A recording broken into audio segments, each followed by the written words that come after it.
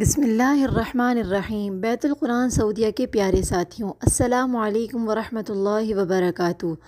آج ہم قرآن مجید کا ایک اور پیارا اور سچا واقعہ آپ کو سناتے ہیں، حضرت ذوالقرنین علیہ السلام کا واقعہ۔ حضرت ذوالقرنین کے بارے میں روایات میں اختلاف ہے کہ آیا وہ اللہ کے نبی تھے یا ولی اللہ۔ اگر وہ اللہ کے نبی تھے تب بھی ہمارا ان پر ایمان ہے، لیکن ان کے بارے میں کچھ اختلافات ہیں کہ وہ آیا اللہ کے نبی تھے یا ولی اللہ، لیکن یہ بات ثابت ہے کہ وہ ایک نیک بادشاہ تھے۔ ان کا واقعہ اس طرح شروع ہوتا ہے کہ یہودیوں نے نبی کریم صلی اللہ علیہ وسلم سے سوال کیا کہ آپ ذوالقرنین کے بارے میں بتائیں اگر آپ اللہ کے سچے نبی ہیں۔ اگر آپ نے ذوالقرنین کے بارے میں ہمیں صحیح بتا دیا تو اس کا مطلب ہے کہ آپ اللہ کے سچے نبی ہیں، ورنہ نعوذ باللہ آپ جھوٹ کہتے ہیں۔ تو اللہ تعالیٰ نے نبی کریم صلی اللہ علیہ وسلم پر وحی فرمائی، اور سورۃ الکہف کے آخر میں اللہ تعالیٰ نے حضرت ذوالقرنین کا پورا واقعہ بیان فرمایا۔ ذوالقرنین ایک نیک خدا رسیدہ اور زبردست بادشاہ تھے۔ انہوں نے 3 بڑی مہمات سر کیں۔ پہلی مہم میں وہ اس مقام تک پہنچے جہاں سورج غروب ہو رہا تھا، جہاں پر انہیں ایک ایسی قوم ملی جن کے بارے میں اللہ تعالیٰ نے انہیں اختیار دیا کہ چاہے تو آپ ان کو معاف کریں اور چاہے تو ان کو سزا دیں۔ حضرت ذوالقرنین نے کہا کہ میں ان میں سے جو ظالم ہے اسے سزا دوں گا، اور اللہ بھی انہیں سزا دے گا، اور جو نیک لوگ ہیں ان کے ساتھ نیک سلوک کروں گا۔ دوسری مہم میں وہ ایک ایسے مقام پر پہنچے جہاں سورج طلوع ہو رہا تھا۔ وہاں پر ایک ایسی قوم موجود تھی جن کے مکانات کی کوئی چھت نہیں تھی۔ تیسری مہم میں وہ ایک ایسی قوم پر پہنچے جو 2 پہاڑوں کے درمیان آباد تھی، اور ان کو حضرت ذوالقرنین کی زبان نہیں آتی تھی اور ان سے بات کرنا بہت مشکل تھا، جن میں بات کو سمجھنے کی صلاحیت نہیں تھی۔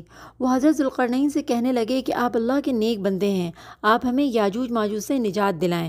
یاجوج ماجوج ایک ایسی قوم ہے جنہوں نے زمین میں فساد مچایا ہوا ہے، آئے دن قتل و غارت کرتے ہیں، اور ہمیں ان کی وجہ سے بڑی تکلیف اور مصیبت میں پڑنا پڑتا ہے۔ ہم آپ کو ان سے نجات دلانے پر اجرت دیں گے۔ حضرت ذوالقرنین نے اس وقت جواب دیا کہ مجھے اللہ تعالیٰ نے جو کچھ عطا کیا ہے وہ بہت زیادہ ہے، اور مجھے تمہاری اجرت کی ضرورت نہیں۔ ہاں، مجھے افرادی قوت کی ضرورت ہے کہ تم میرے ساتھ مزدور کے ساتھ کی طرح کام کرنا اور مجھے قوت دینا تاکہ میں تمہاری مدد کے ذریعے سے یاجوج ماجوج سے نجات دلا سکوں۔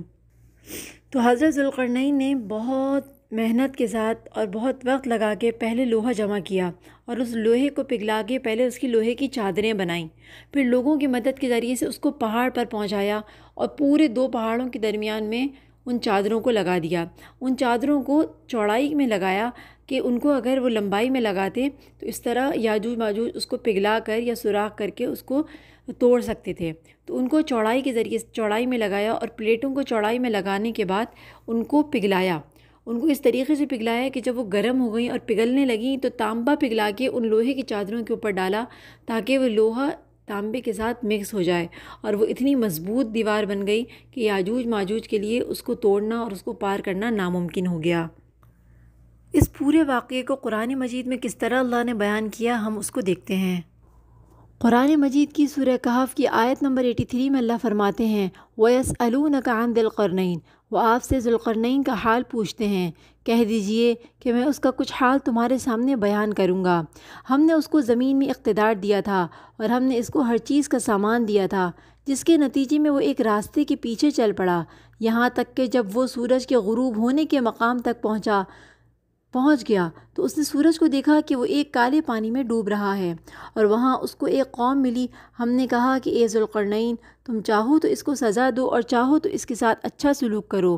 اس نے کہا کہ جو ان میں سے ظلم کرے گا ہم اس کو سزا دیں گے، پھر وہ اپنے رب کے پاس پہنچایا جائے گا، پھر وہ اس کو سزا دے گا، اور جو شخص ایمان لائے گا اور نیک عمل کرے گا اس کے لیے اچھا بدلہ ہے، اور ہم بھی اس کے ساتھ آسان معاملہ کریں گے۔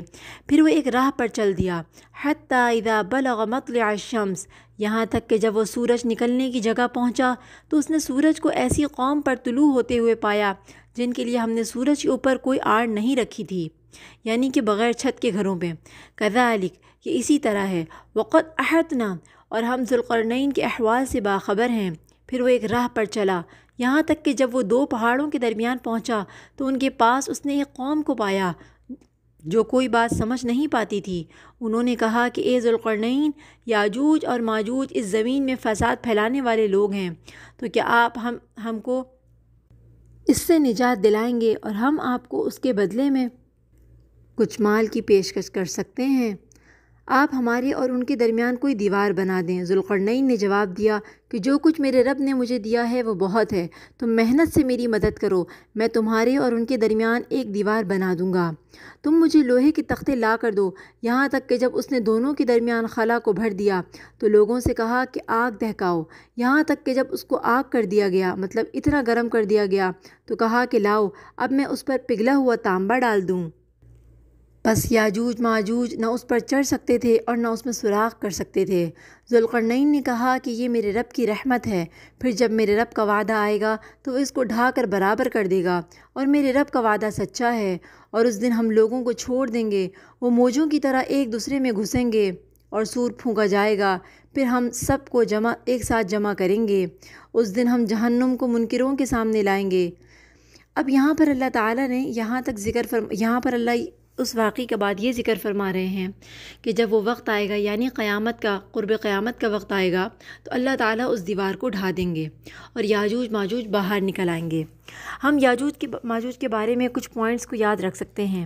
پہلی بات کہ یاجوج ماجوج انسان ہیں مگر بہت فسادی ہیں۔ پوائنٹ نمبر 2 کہ وہ بہت پہلے دنیا میں موجود تھے، حضرت ذوالقرنین کے آنے سے پہلے ہی وہ دنیا میں فساد مچا رہے تھے۔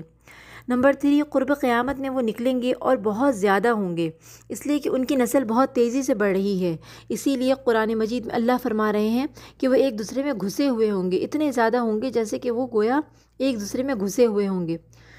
نمبر 4 صحیح حدیث سے ثابت ہے کہ یاجوج ماجوج اس دیوار کو چاٹتے رہتے ہیں۔ چاٹنے سے مراد یہ بھی ہو سکتا ہے کہ زبان سے چاٹتے ہوں، اور یہ کنایا بھی ہو سکتا ہے کہ ختم کرنے کی کوشش کرتے رہتے ہیں، لیکن وہ اپنی کوشش میں کامیاب نہیں ہوتے۔ انہوں نے اپنی کوشش روکی بھی نہیں ہے، مسلسل اس کو گھسنے کا کام کرتے ہیں۔ حدیث میں آتا ہے کہ جب وہ ختم ہونے لگتی ہے کہتے ہیں کہ کل ہم اس دیوار کو مکمل ختم کر دیں گے، مگر جب اگلا دن آتا ہے اللہ تعالیٰ اپنی قدرت سے اس دیوار کو پھر سے اتنا ہی موٹا کر دیتے ہیں جتنا حضرت ذوالقرنین نے کیا تھا۔ مگر جب قرب قیامت میں ان کا ظہور کا وقت آ جائے گا تو ان میں سے کوئی کہنے والا یہ کہہ دے گا کہ انشاءاللہ کل ہم اس کو ختم کریں گے، تو اللہ کا نام جب لیں گے تو وہ دیوار ختم ہو جائے گی۔ نمبر 5 وہ عیسیٰ علیہ السلام کے دور میں ظاہر ہوں گے اور بہت زیادہ ہوں گے، ان سے لڑنا مشکل ہوگا۔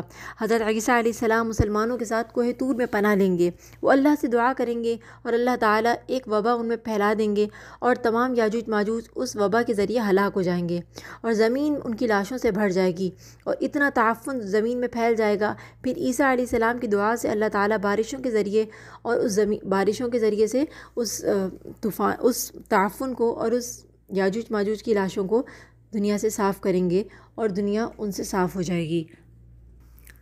اللہ تعالیٰ نے ان کے واقعے کے بعد فرمایا کہ سور پھونکا جائے گا۔